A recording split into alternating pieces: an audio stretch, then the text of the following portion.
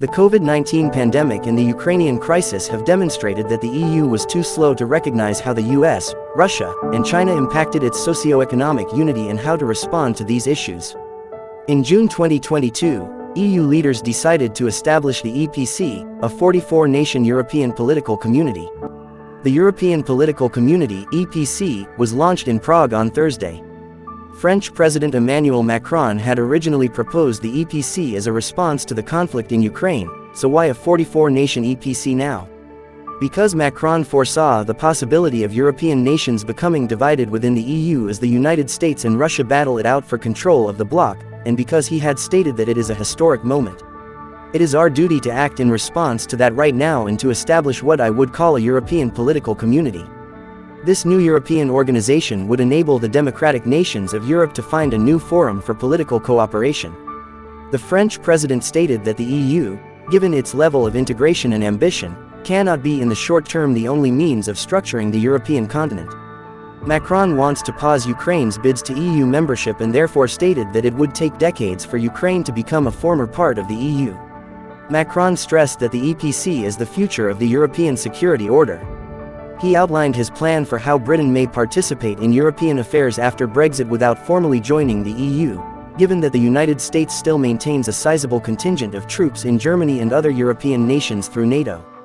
Speaking alongside German Chancellor Olaf Scholz, Macron criticized the United States, saying that we needed to find a political structure that would allow us to communicate with European nations that are geographically similar to us and work together to build a political coordination that would probably resemble some kind of security solidarity but differ from NATO.